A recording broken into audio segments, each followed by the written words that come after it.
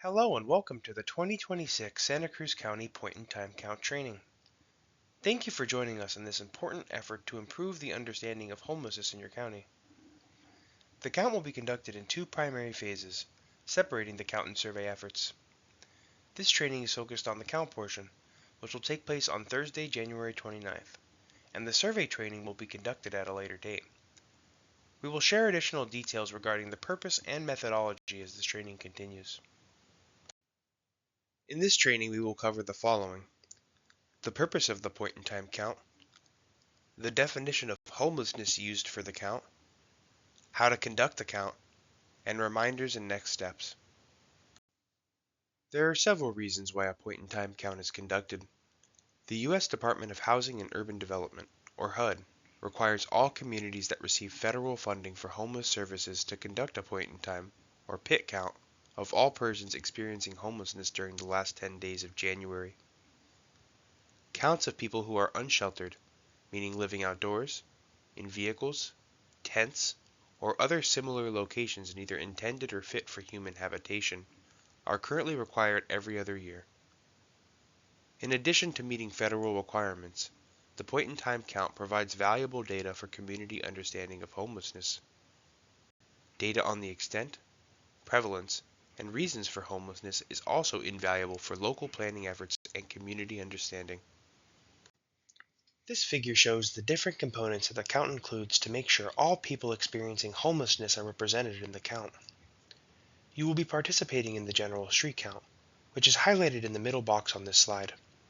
The general street count is a visual count of people who are currently unsheltered and will take place during the early morning hours on January 29th, before people begin moving through their day, and before people staying in shelters leave the facility. Timing and coordination are important to avoid duplication, so areas surrounding shelter locations should be counted first. Route timing is important, and it should be considered in pre-planning efforts. Rural regions and non-shelter areas may also be subject to special arrangements. We will discuss how your team should prioritize counting locations within your assigned count area, such as shelters, later in this presentation. The other components include the shelter count, the youth count, and the survey. The shelter count collects information on the number of people staying in shelter programs across the county. The youth count focuses on counting unaccompanied young people under the age of 25 and is typically done around 3 p.m. to 7 p.m. Finally, the survey component is typically conducted in conjunction with the general street count.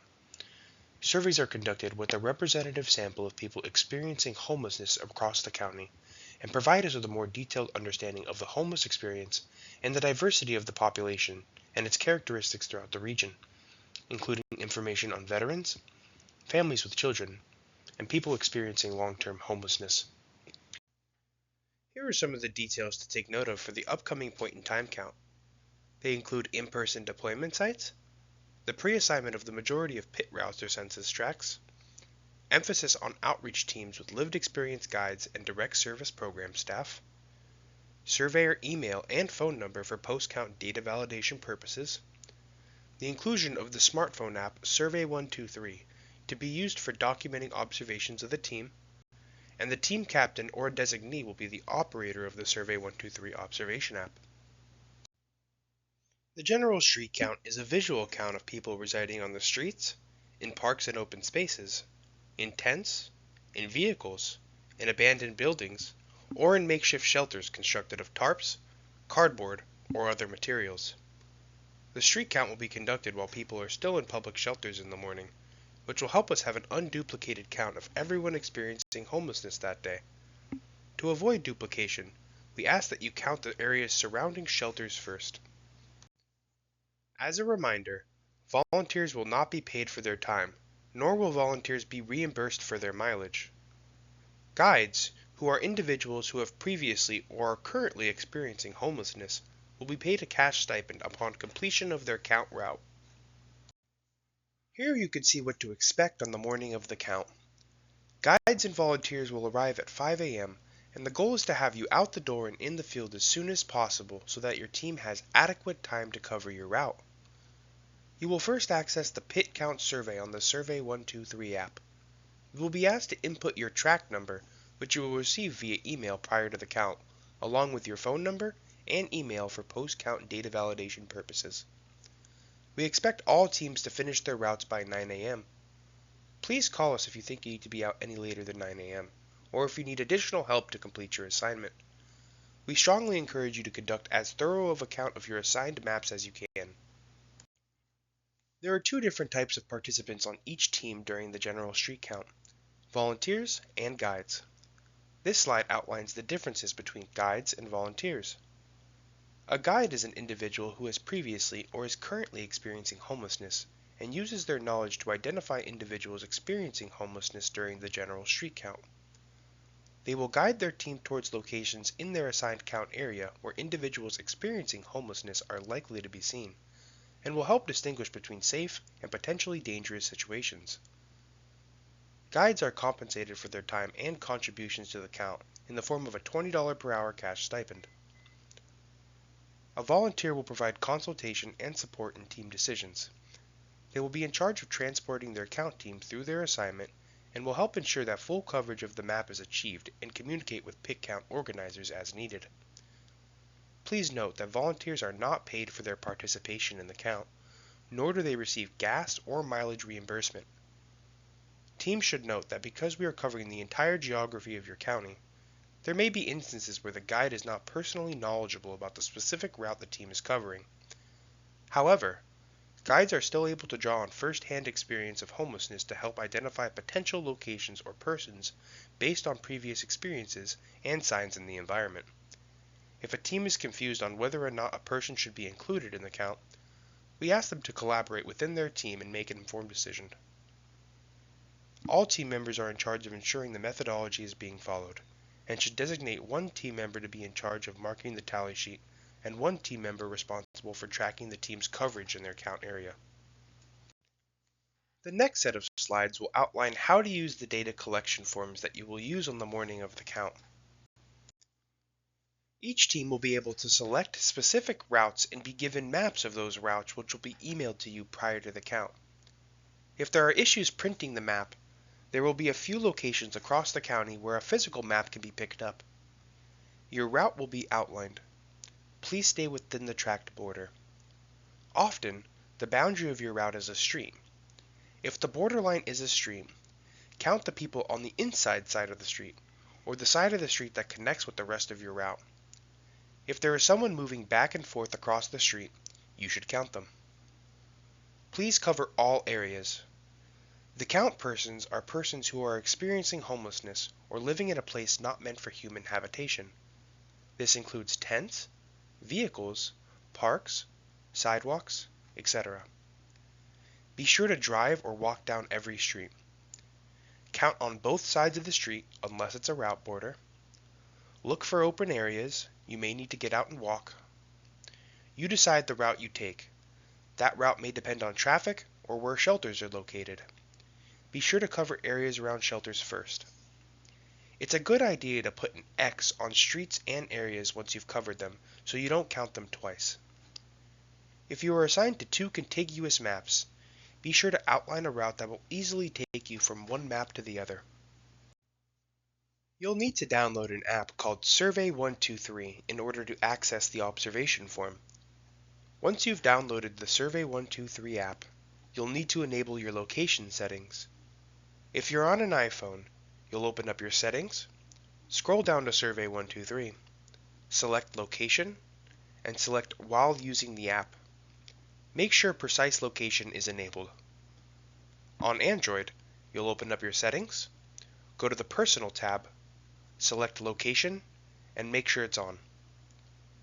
If you can't access the observation form, there may be an update available for it. Once the update is made, the observation form will become available. The app will also ask you to enter in your login information. Please select Continue without signing in. When you first open the observation form, you will be prompted with a question asking for the number of the census tract you're currently working on. You will need to open a new observation form for each census tract you cover. After entering in your census tract number, the app will ask you for your phone number and email address for post-count data validation purposes. After that, scroll down to the observation location area. Select the optical site symbol, which will pinpoint your location for your upcoming entry. You must select the optical site symbol for every entry so your location is consistently recorded. Once you do that, scroll down to the first question, which asks you whether you'd like to submit a confirmed or suspected entry. Let's look at some examples of how to fill out the tally sheets. You will fill out one line per person that you see. In the first example, you observed one individual who appeared to be in their early 30s and was on the street. You start by bubbling in confirmed under confirmed or suspected. Next, you would bubble in individual, no children present, under individual or family. Under dwelling or vehicle type, you would bubble in street or outside. Under age, you would bubble in 25 to 34. To move on to the next entry, press the plus icon located under the last question near the bottom right corner of your screen. Please note that for the purposes of the count, a family is defined as one adult present with a child under the age of 18. In the next example, you observed a family of 3 that included 2 adults who appear to be in their late 20s and 1 child under the age of 18 on the street. You start by selecting the bubble that says confirmed under confirmed or suspected. Next, you would bubble in family under individual or family. Under how many total family members, you would type in the number 3. Under age, you would start with the first person and bubble in their age. After bubbling in the first person, below the section age, there is a forward-pointing arrow with a 1 of 3 to the left of it. You would press this arrow and again bubble in the age of the next person. After bubbling in the second person, you would press the forward arrow again to move on to the third person. After bubbling in the age of the third person, under dwelling or vehicle type, you would bubble in outdoors. You would press the plus button near the bottom right corner of your screen to finish the entry and move on to the next one. Listed here are some ways to identify vehicles that are housing individuals. We want to maintain a respectful distance, so please do not walk up and look inside the vehicle, knock on the vehicle doors or windows, or shine flashlights into the vehicle. Instead, here are some signs that you can look for to indicate whether somebody is living in the vehicle or not. A vehicle with windows that are fogged, partially open, or blocked. Electrical connections or generators. Screens or window coverings. Items inside and outside of the vehicle, including household items such as bags, clothing, etc. Sounds of music or talking coming from inside the vehicle. Or that the vehicle is in a known safe parking location, which may be designated on your map. If you find a car, RV, or van that looks inhabited based on signs detailed on the previous slide, but you cannot determine how many persons are residing in the vehicle, you start by selecting Suspected under Confirmed or Suspected. Next, under Dwelling or Vehicle Type, you would bubble in car, RV, or van, depending on what type of vehicle it is. Under Is the sighting part of an encampment, you would bubble in No. Additionally, we ask that you record the last 4 digits of the license plate of each vehicle you include in the count. The reason we request that you document the last 4 digits of the license plate number is to help us avoid count duplication. Vehicles move quickly, and this helps ensure that vehicles are not counted twice. The field for listing the last 4 digits of the license plate number is located below the section entitled Dwelling or Vehicle Type. After that, you would submit your entry by pressing the plus icon near the bottom right corner of the screen. We take the privacy and confidentiality of people experiencing homelessness very seriously. Please note that vehicles are not traceable or able to be tracked down using these numbers. Additionally, these numbers are only for the use by the research consultant team from Applied Survey Research and will not be shared with any persons, organizations, or authorities outside of ASR. An encampment is defined as 2 or more tents or makeshift shelters that are grouped together. In this example, you observed an individual who appeared to be in their early 20s outside a tent. You also observed a tent directly next to this one, with an individual who appeared to be in their 70s standing outside of that tent. You start by bubbling in Confirmed under Confirmed or Suspected. Next, under individual or family, you would bubble in individual. Under dwelling or vehicle type, you would bubble in tent or makeshift structure. Under is this sighting part of an encampment, you would bubble in yes. Under age, you would bubble in 18 to 24. At the bottom of the survey, there is a plus button you can press to add another individual. It is located near the bottom right corner of your screen. After adding the next individual, repeat the same steps you just did, except under age, you would bubble in 65 plus to indicate that you believe the second individual is in his 70s. To complete the entry, you would press the plus symbol near the bottom right corner of your screen. In the second example, you observe 3 tents together, but you don't see any individuals. In this case, you start by bubbling in suspected under confirmed or suspected. Under dwelling or vehicle type, you would bubble in tent or makeshift structure. Under is this sighting part of an encampment, you would bubble in yes. After that, you press the plus button located near the bottom right corner of your screen to indicate another entry, and repeat these steps for the next 2 tents or structures. On this slide, we would like to clarify the difference between a storage tent and a tent intended for human habitation. When entering in tents into the Survey123 app, you want to be sure that the tent you are submitting is intended for sleeping rather than as storage for someone's belongings. The 3 tents on the right side of the image are all tents we would consider to be sleeping tents. There is no sign that these tents would be solely for the use of protecting anyone's belongings. The tent on the left side of the image is a good example of a tent intended for storage. If you look closely, you can see the shopping cart is not quite covered completely, which serves as a strong indicator that nobody uses it for sleeping. This tent should not be included in the point-in-time count. Now that you understand how observations are made within Survey123, we highly recommend testing the application while out and about prior to the count. Location data is critical, so please make sure your location settings are enabled within the settings on your mobile device. Feel free to submit your entries as well, as all entries prior to count day will be removed. Safety is a top priority while out in the field. Please take note of the following items when you are out conducting the count. Please be safe and don't take any risks. Do not approach individuals and ask them if they are experiencing homelessness. Please observe and document observations only. Do not take photos while out in the field to protect the privacy of those being counted. Please keep all locations and information confidential and do not discuss them after the count in social media or other public forums. Stay with your teammates, be respectful to those you're counting, and if you have any problems or questions, call your deployment center captain. Once again, safety comes first for all count participants. If an area seems too unsafe to cover, do not enter it.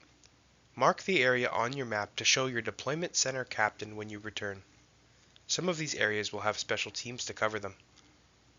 If you have a true emergency, please call 911 and then notify your deployment center captain when appropriate.